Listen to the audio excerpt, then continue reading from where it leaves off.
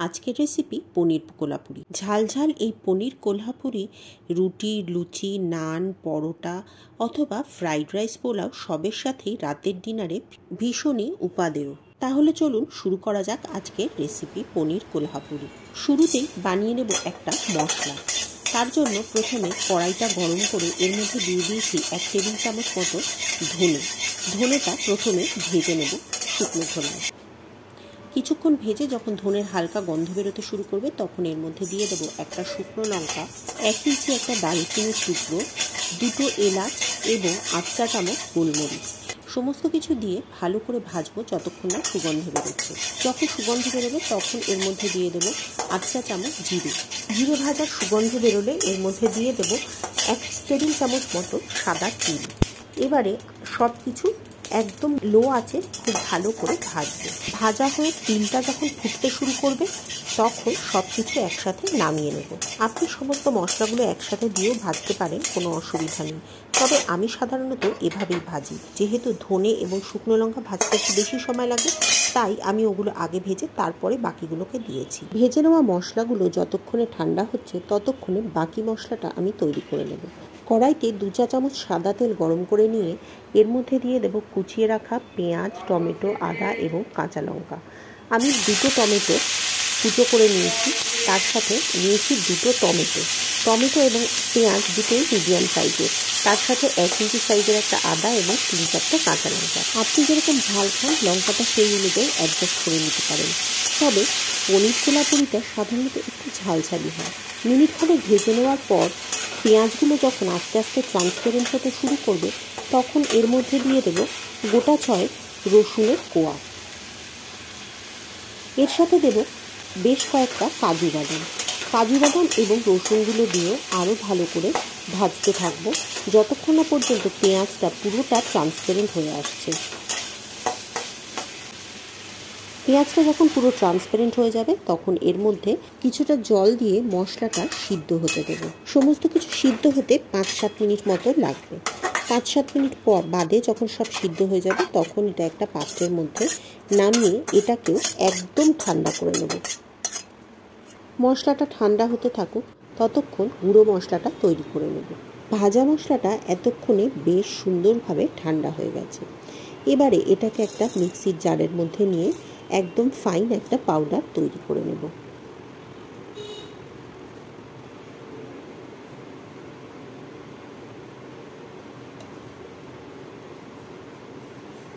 অপরদিকে পেঁয়াজের মিশ্রণটাও ঠান্ডা হয়ে গেছে। পেঁয়াজের মিশ্রণটাও আমি মিক্সিতে দিয়ে এটাকে একটা স্মুথ পেস্ট তৈরি করে নেব।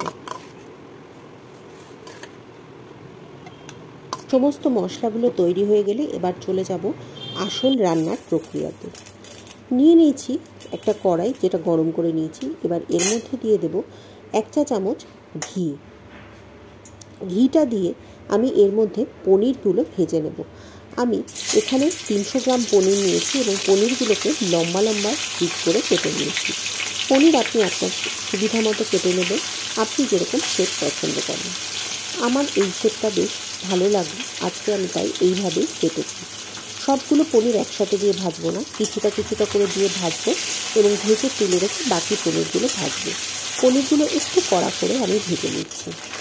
একটা পিঠ লাল হয়ে গেছে, এবার উল্টে অপর পিঠটাও সুন্দর করে ভেজে একটা পাত্রের মধ্যে পনিরগুলোকে তুলে রাখবো। বাকি পনিরগুলো আমি একইভাবে কয়েকটা ব্যাচে লাল লাল করে ভেজে আলাদা করে তুলে রাখবো।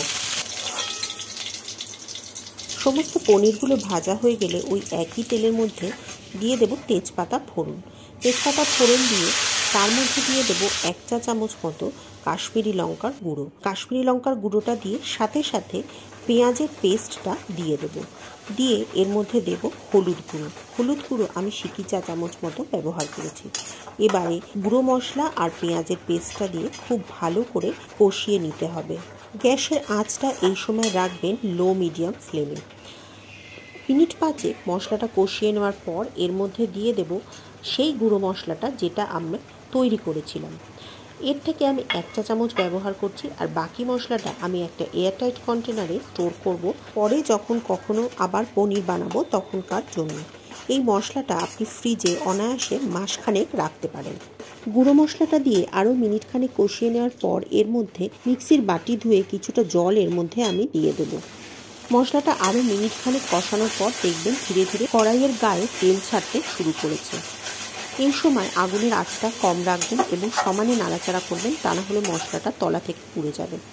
সমস্ত মশলাটা ভালো করে কষে গেলে এর মধ্যে দিয়ে দেব ভেজে রাখা পনিরের টুকরোগুলো এবং এর সাথে দেব সামান্য একটু জল।